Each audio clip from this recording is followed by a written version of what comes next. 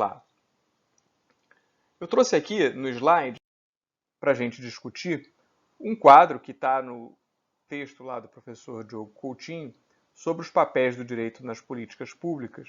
Eu gostaria de, a partir desse quadro, trazer alguns exemplos, né, que eu acho que são interessantes e que ajudam a mostrar o quanto esse texto é rico, o quanto esse texto nos ajuda na construção de uma abordagem jurídica de políticas públicas. Eu, evidentemente, não vou fazer aqui um resumo do texto, eu queria apenas chamar a atenção para vocês de alguns aspectos essenciais antes de entrar no quadro especificamente. A contribuição do professor Diogo é muito interessante, primeiro de tudo, porque, como vocês devem ter visto lá no texto, ele parte de uma crítica à abordagem tradicional do direito em matéria de políticas públicas, né?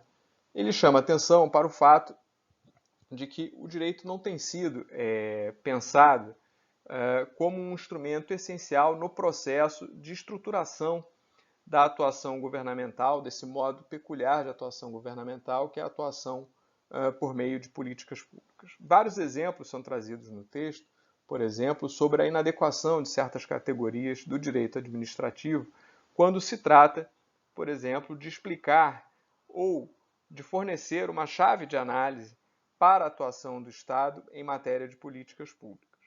O que ele mostra também é que, do ponto de vista da formação profissional em direito, né, existe uma tendência a se pensar o profissional do direito essencialmente como alguém que controla a atuação estatal, né, alguém que, por exemplo, tendo feito o curso de direito, vai exercer o controle da política pública na figura do promotor ou na figura do juiz, né? Mas essa é uma visão, diz ele, acho que com toda razão, né, que perde uma série de aspectos importantes sobre o papel do direito nas políticas públicas. O direito, evidentemente, pode exercer essa função corretiva, né, quando a atuação estatal se deu fora das balizas normativas ou quando produziu algum resultado inadequado do ponto de vista da Constituição ou das normas legais, mas para além disso, quer dizer, o desafio é pensar o direito como um instrumento essencial, não é? Como algo que é essencial no processo de formulação e implementação da política, ou seja, como algo que não se apresenta apenas a posteriori, né? Como algo que vem ali instrumentalizar a ação das instâncias de controle, né? Dos mecanismos que integram o sistema de justiça, notadamente o Ministério Público e a magistratura, mas o direito também como instrumento de trabalho, por exemplo, do gestor, né? Do profissional de administração pública, do procurador do município ou do estado, né? Que está ali junto do agente público, junto do administrador, verificando quais são os melhores mecanismos de coordenação e articulação interfederativa, quais são os instrumentos mais adequados para viabilizar um determinado programa. O que ele mostra, em última análise, é que o direito ele fornece uma série de instrumentos sem os quais a política pública pode simplesmente não existir ou ser extremamente ineficiente ou contraditória, né?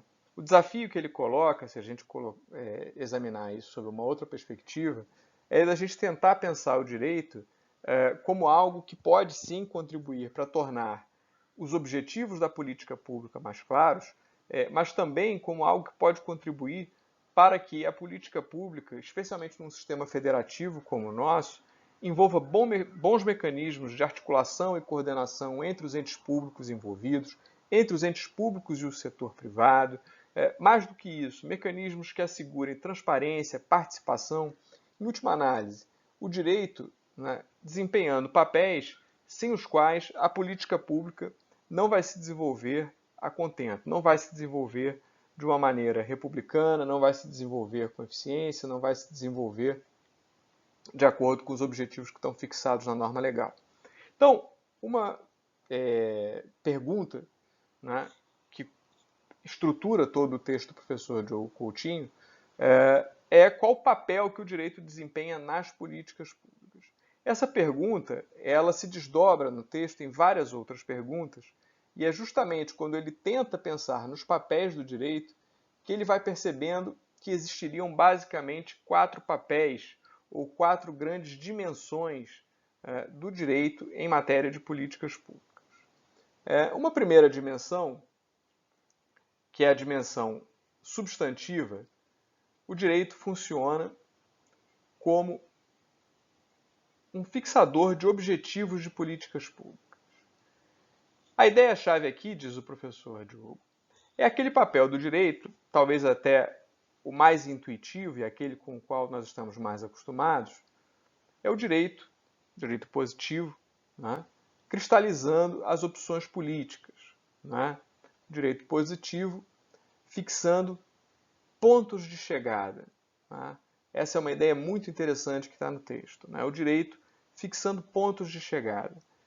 O direito estabelecendo, através das normas, né? Através do direito positivo, qual é, em última análise, o resultado esperado da atuação do Estado nesse ou naquele setor. Né?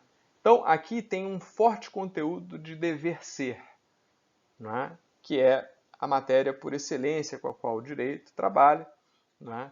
Mas que não diz tudo sobre as políticas públicas. É apenas uma das dimensões das políticas públicas. Então, as perguntas-chave para você perceber essa dimensão substantiva do direito, segundo o professor Diogo, são as seguintes. Quais são os objetivos a serem perseguidos por meio de políticas públicas? Que ordem de prioridades existe entre esses objetivos? Percebam, esse quadro ele deve ser lido assim, na vertical, como eu estou sinalizando para vocês. Né? Nessa primeira dimensão do direito como objetivo, a ideia-chave são os pontos de chegada, os resultados esperados, onde se quer chegar com a atuação do Estado, como deve ser a política pública. E a pergunta-chave é: qual o objetivo a ser perseguido? Que ordem de prioridades existe entre esses objetivos? Essa é a dimensão substantiva. Vamos pensar em exemplos disso.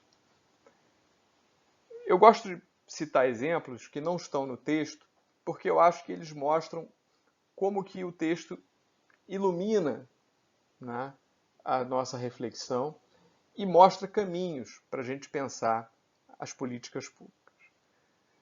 Se a gente tentar seguir com a sugestão do professor Diogo, nessa primeira dimensão do direito como objetivo, a dimensão substantiva, né, a gente encontra no nosso ordenamento jurídico várias normas que se encaixam dentro dessa primeira dimensão, né, e que têm maior ou menor densidade jurídica. Normas que podem determinar objetivos bastante abertos, bastante gerais, e normas que podem especificar objetivos, inclusive fixando prazos e metas. Eu vou dar alguns exemplos aqui. Se você abrir a Constituição da República, né, e olhar lá o artigo 3º, você tem ali os objetivos fundamentais da República Federativa do Brasil, e um deles, né, se a gente quiser pegar aqui para ilustrar, é o de erradicar as desigualdades regionais. Né? Erradicar as desigualdades regionais significa, num sentido bastante amplo, mas isso é norma jurídica, isso é cogente para o Estado, executar políticas que estejam de acordo com esse mandamento. Né? Executar políticas que, em seu conteúdo, levem em conta o fato de que o Brasil é um país desigual, socialmente falando, e também desigual entre as suas distintas regiões. Então, um mandamento bastante geral de políticas públicas contido lá no artigo 3º é o de que as políticas públicas devem, entre outros objetivos, esse não é o único, né, ter em vista, ter no seu horizonte, no horizonte do dever ser, a erradicação das desigualdades regionais. Ora, esse é um objetivo bastante aberto. Né? E quando você vai para as políticas públicas realmente existentes, talvez seja um pouco difícil encontrar, num determinado programa de ação governamental, ou, por exemplo, num decreto, numa portaria, né? Alguma norma que, à primeira vista, represente a materialização desse objetivo que está lá no artigo 3º. Ora, isso significa que ele não tenha força cogente? Isso significa que aquele objetivo fixado no artigo 3º seja uma letra morta, seja um mero protocolo de intenções? É evidente que não.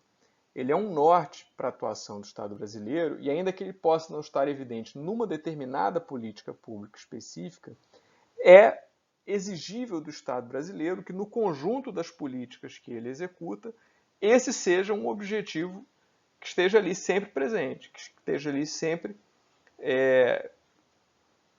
no horizonte de atuação do Estado brasileiro.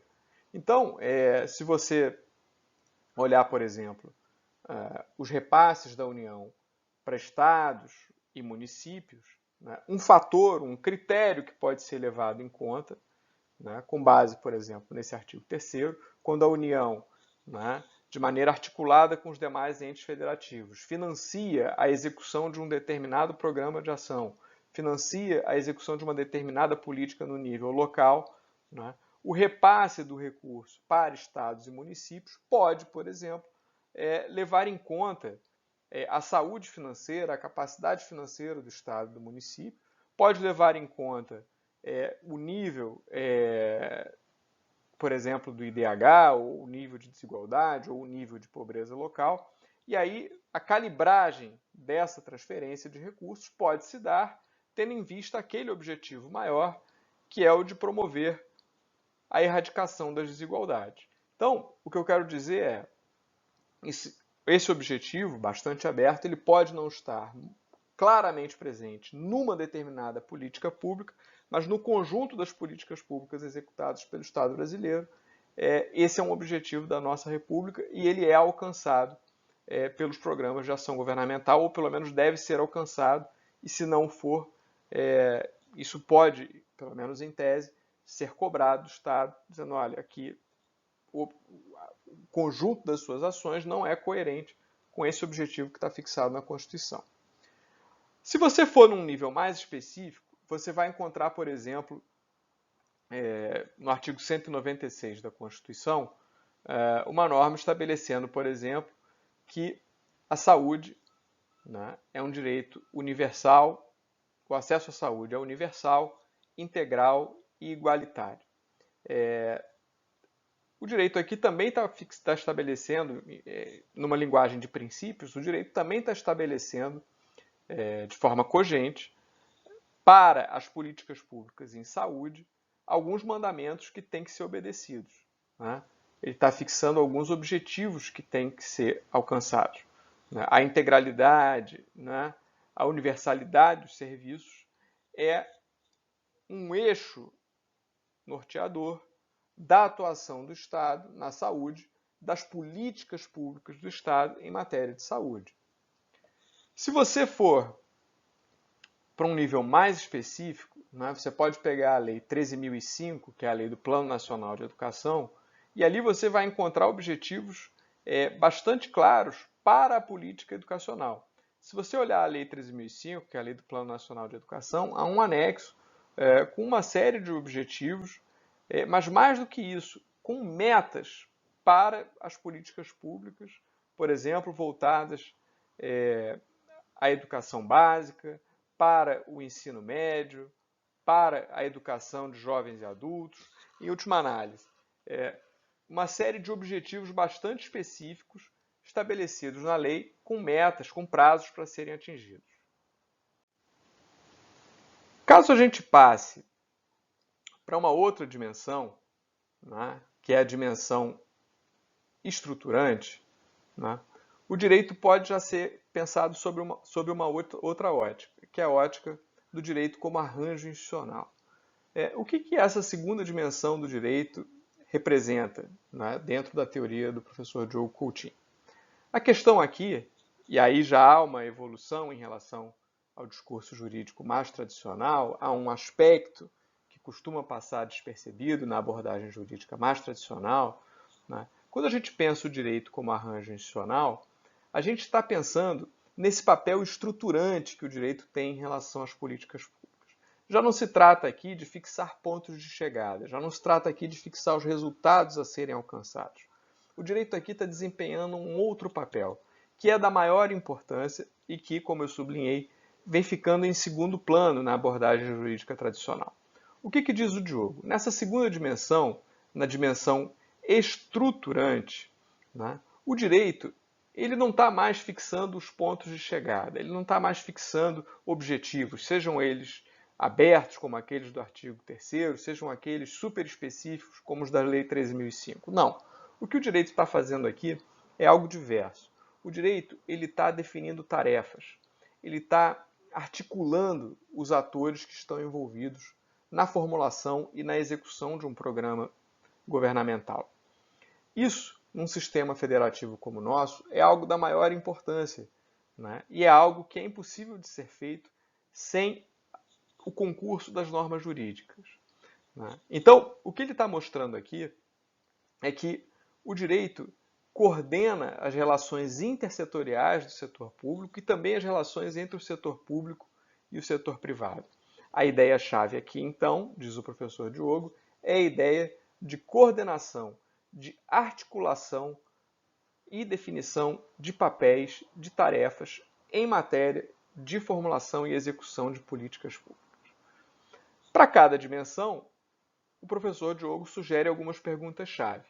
Se na primeira, do direito como objetivo, as perguntas eram quais são os objetivos a serem alcançados, a pergunta aqui já é outra. A pergunta aqui é quem faz o quê?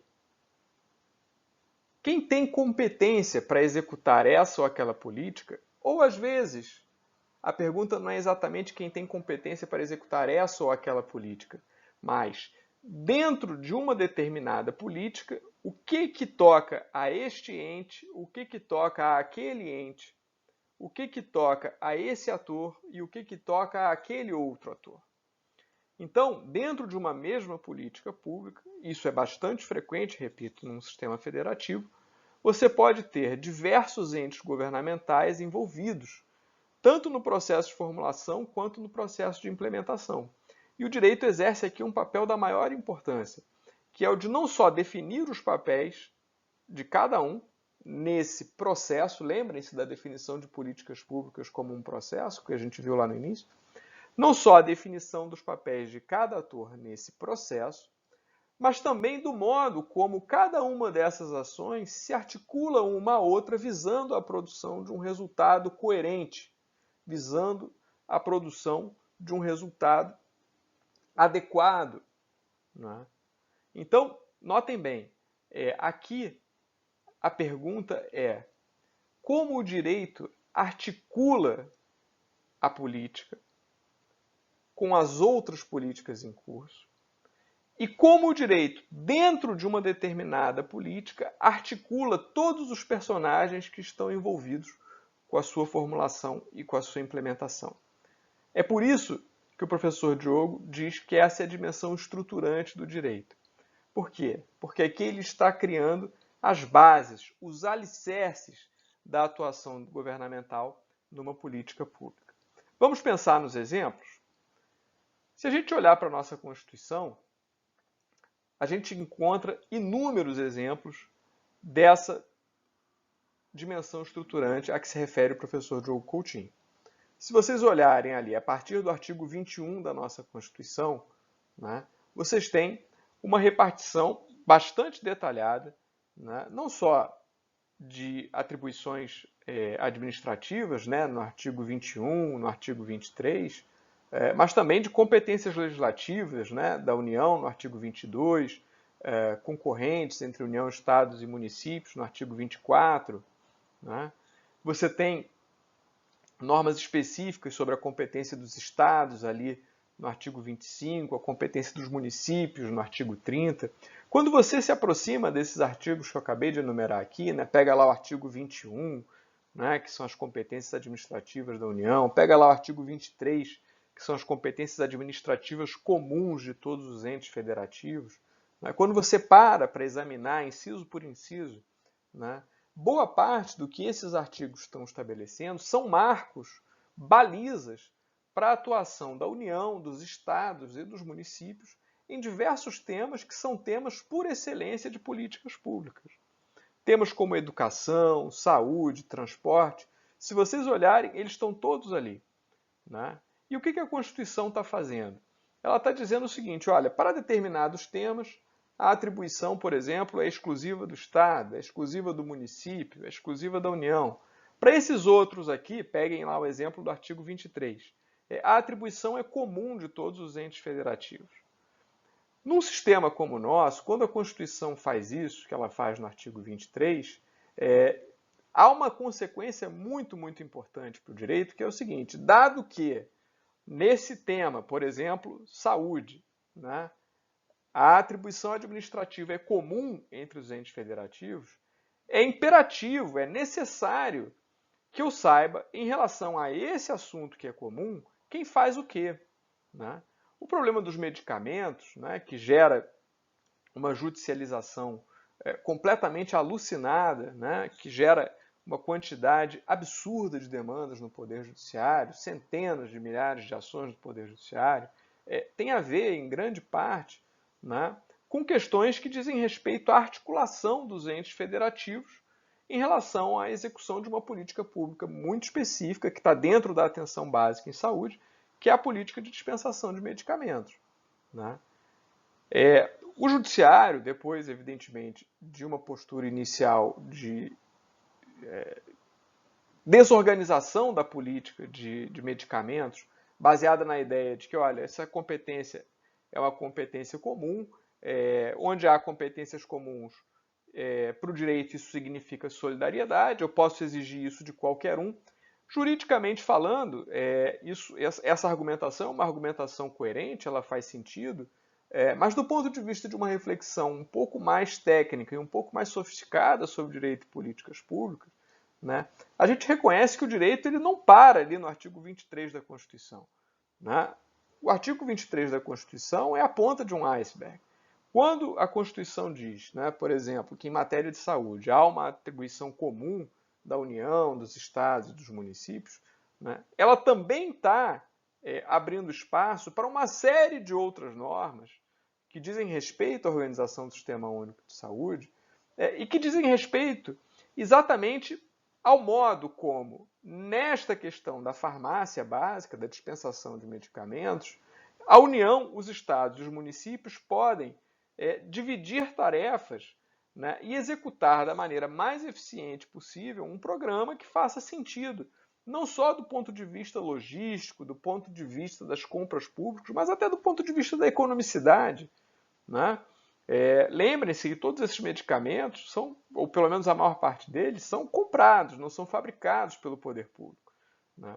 Então, o mínimo de racionalidade é necessário para que o ente público saiba, né, quanto daquele medicamento ele precisa comprar, quem deve, por exemplo, lançar o edital de compra desse ou daquele medicamento, né, na responsabilidade de que ente público está a compra dos medicamentos para pacientes crônicos, no orçamento de que município está a compra, por exemplo, e a distribuição de imunizantes, no orçamento de que município estão os medicamentos do programa DST-AIDS, no programa de que município, de que ente público estão os medicamentos contraceptivos, enfim, todos esses medicamentos que integram, né, uma lista chamada RENAME, né, que é a lista nacional dos medicamentos dispensados pelo poder público, eles integram uma política que é necessariamente uma política baseada na articulação entre a União, os estados e os municípios, definindo quem faz o quê, para quê? Para que as compras públicas possam ser feitas com a maior economicidade possível, né, para que as compras públicas possam ser feitas dentro dos períodos previamente programados, para que os medicamentos adquiridos possam ser distribuídos e entregues nos locais adequados, para que os pacientes possam ser monitorados, triados e a aquisição seja planejada adequadamente em função da incidência de uma determinada doença na população. Então, o que o direito faz aqui, só para dar o exemplo da atenção básica e da dispensação de medicamentos? O direito articula os diversos entes federativos para que esse programa funcione como um todo harmônico. Se você for olhar a educação, você também tem exemplos muito claros disso. Você pega lá a Lei de Diretrizes e Bases da Educação, né, ainda nessa dimensão estruturante, quem faz o quê, né, e como esses entes se articulam. Né? Se você pegar a Lei de Diretrizes e Bases da Educação, existe uma divisão de responsabilidades muito clara e muito lógica, né, entre, por exemplo, estados, municípios e União. Né? Ora, se você olhar lá o artigo 23, essa é uma competência comum. Né? A educação é uma competência comum aos entes federativos. Porém, né, dado que o sistema ele precisa se organizar e as tarefas precisam ser distribuídas, né, o que acontece? A Lei de Diretrizes e Bases vai lá e estabelece, olha, a educação infantil é a atribuição precípua do município. Então, pré-escola, creche, educação infantil, principalmente do município. Ensino fundamental. Bom, ensino fundamental, primeiro segmento, exclusivamente do município. Fundamental 1, principalmente do município. Fundamental 2, principalmente do Estado. Bom, então, o que você vai vendo? A LDB vai organizando a prestação de serviços públicos e vai distribuindo tarefas, né? Exclusivamente ensino médio para o Estado, exclusivamente educação infantil e fundamental 1 para o município, fundamental 2, uma atuação concorrente de estados e municípios. O que a LDB está fazendo aqui? Ela está distribuindo papéis e articulando os entes federativos. Direito na dimensão estruturante. Mas o direito não faz apenas isso em matéria de políticas públicas. Ele também funciona como instrumento, como ferramenta das políticas públicas. Essa terceira dimensão, se a segunda já costuma ser ignorada nas abordagens tradicionais, essa terceira, então, ela é praticamente uma ilustre desconhecida das abordagens tradicionais do direito. O que o professor Diogo está mostrando aqui? Ora bem, o direito ele vai muito além de fixar objetivos e de distribuir papéis. Ele também é importante na hora de conceber os meios adequados à produção dos resultados definidos na norma. Esse mesmo direito que define um objetivo, que distribui papéis, que articula os atores, precisa prover os instrumentos adequados para que aqueles resultados sejam alcançados. O professor Diogo usa aqui uma imagem interessante, que é a do direito como caixa de ferramentas. Ele oferece distintos instrumentos para a implementação da política. A ideia aqui é de adequação entre os instrumentos e a finalidade que se quer alcançar. Quais são os meios jurídicos adequados, considerando os objetivos? Existem diversos exemplos aqui também, mas se vocês olharem a legislação mais recente brasileira, a Lei de Parcerias da Administração Pública é um belo exemplo disso aqui. Se você pensar nessa lei, ela fornece inúmeros instrumentos através dos quais o poder público pode se articular ao setor privado para produzir uma série de ações em matéria de políticas públicas. E aí, dentro daquele cardápio enorme de instrumentos de parceria, o que cabe é verificar qual é o mais adequado ao fim proposto. A ideia aqui, meus amigos, em última análise, é que o direito ele provê a administração pública de instrumentos para alcançar finalidades específicas. Esses instrumentos, dentro de uma ideia de razoabilidade e de adequação, têm que ser instrumentos que produzam aquele fim almejado, ou seja, que sejam aptos a produzir aquele fim almejado.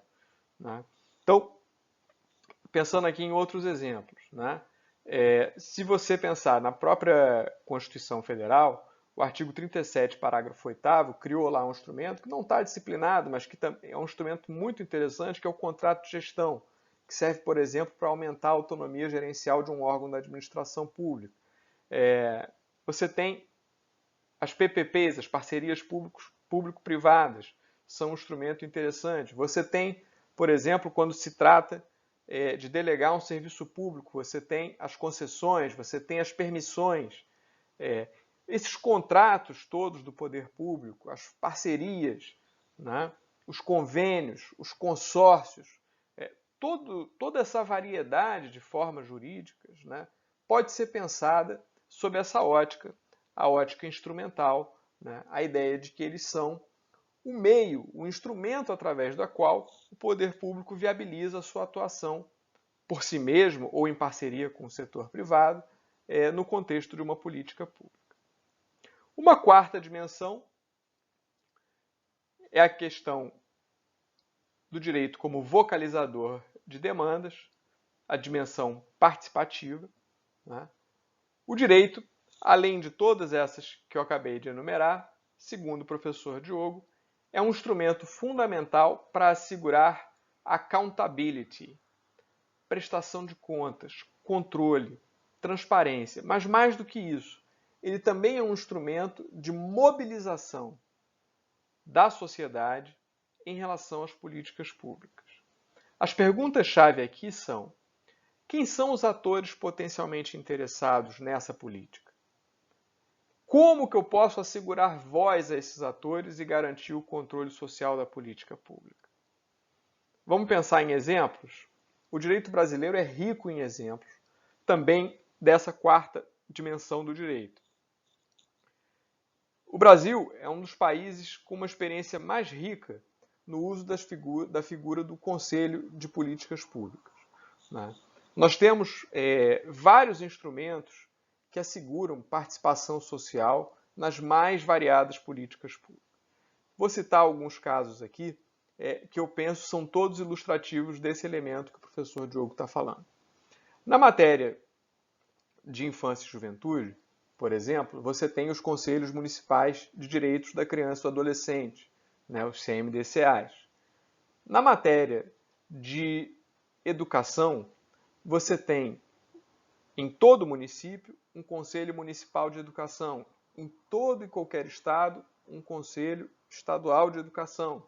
Você tem o Conselho Nacional de Educação, que exerce um papel da maior importância, né? Lembrem-se que a Base Nacional Curricular Comum passou pelo Conselho Nacional de Educação, que é uma instância onde se assegura esse viés participativo, onde se assegura esse viés reflexivo, esse viés mais plural na formulação da política pública. O Conselho Nacional de Educação, ele não é um órgão estritamente do governo, ele é uma instância onde se assegura participação e discussão em torno de temas fundamentais da educação brasileira.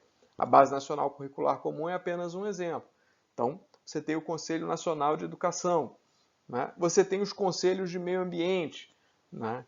Na questão, por exemplo, das bacias hídricas, você tem os comitês gestores das bacias hídricas, né? Também legislação própria, assegurando participação na gestão do recurso hídrico, né? Na matéria de saúde, os conselhos de saúde, Conselho Municipal de Saúde, Conselho Estadual de Saúde. Ainda na área de infância e juventude, os conselhos tutelares, né? Você tem até eleição para conselheiro tutelar, também são uma forma de assegurar participação social numa política da maior importância, né? Que é inclusive dotada de prioridade constitucional, que são as políticas para a infância e a juventude. Então, na educação, a gente ainda poderia citar muitos outros exemplos. Você tem os conselhos escolares, toda e qualquer unidade escolar, pública, logicamente, municipal ou estadual, tem um conselho funcionando. E quando não tem, cabe ao Ministério Público exigir que ele seja implantado. Então, nesses exemplos todos que eu acabei de mencionar aqui, na área ambiental, na área de recursos hídricos, na área de educação, na área de saúde, na área de assistência social também, né, a gente tem muito aprofundada no Brasil essa experiência dos conselhos de política pública. Os conselhos de política pública, claro, cada um com a sua configuração, isso vai depender sempre da norma regulamentadora. Os conselhos de política pública têm como uma característica comum, respeitadas, repito, as diferenças eventuais e pontuais entre um e outro, tem como uma característica comum a ideia de assegurar voz, assegurar um espaço para o dissenso, assegurar um espaço para o debate sobre o andamento daquela política, né? Se aquela política está sendo adequadamente implementada, se ela está produzindo os resultados desejados, se a prestação de contas daquela política está acontecendo como tem que ser. Então, os conselhos eles têm um papel importante não só na formulação, no monitoramento, na avaliação da política, mas também no controle da corrupção, no controle da execução do recurso público. Né? É lembrar, por exemplo, acaba de me ocorrer um outro exemplo, o Fundeb, né, que é um fundo com muito recurso, recursos vultosos para o desenvolvimento da educação básica, ele tem um conselho próprio de fiscalização, que tem, entre outros papéis, não só fiscalizar se os recursos do Fundeb estão sendo aplicados naquelas ações que a lei prevê, né, mas mais do que isso, né, verificar se aquelas ações que foram custeadas com recurso público estão sendo de fato implementadas. Esse é um papel essencial, por exemplo, do Conselho do Fundeb, que também, né, a exemplo desses outros que eu mencionei, é um conselho onde é assegurada, na medida do que a lei regulamentadora prevê, a participação, por exemplo, de diversos segmentos profissionais, dos professores, os alunos, os pais, enfim, a ideia é de que em cada setor de política pública o conselho seja, em alguma medida, representativo dos interesses que estão implicados naquela política pública. Ora, isso é viabilizado através do direito. Quer dizer, o direito é que cria o arcabouço, né, para que esses conselhos sejam implementados, mas não só isso, para que eles funcionem, para que eles sejam de fato uma caixa de ressonância, né, de todos os interessados naquela política, um lugar onde se possa, em última análise, gerar accountability, gerar controle, gerar dissenso, gerar debate sobre os andamentos daquela política. Então, resumindo as 4 dimensões aqui do professor Diogo: dimensão substantiva, direito como objetivo; dimensão estruturante, direito como arranjo institucional; dimensão instrumental, direito como ferramenta; e a dimensão participativa, direito como vocalizador de demandas. Quando a gente olha a questão a partir dessa chave, aquela crítica inicial que eu tinha mencionado do professor Diogo fica mais clara e mais forte. Fica evidente, né, a partir desse texto, me parece, né, que a gente tem um trabalho enorme pela frente. Quer dizer, o direito tem muito a contribuir no debate sobre políticas públicas, mas para isso a gente precisa de um exercício constante, né, de pensar o direito nessas dimensões que o professor Diogo está apontando. Pensar o direito para além daquilo que nós estamos acostumados a enxergar, porque, fazendo aqui uma autocrítica, o que as disciplinas tradicionais do direito conseguem enxergar normalmente? O mais longe que elas têm conseguido enxergar é a dimensão substantiva, né? A gente está acostumado a pensar muito o direito nessa dimensão do dever ser, né? E não estamos conseguindo enxergar o direito e desenvolver um olhar mais agudo, mais fino, para esses outros papéis que são papéis muito importantes. Bom,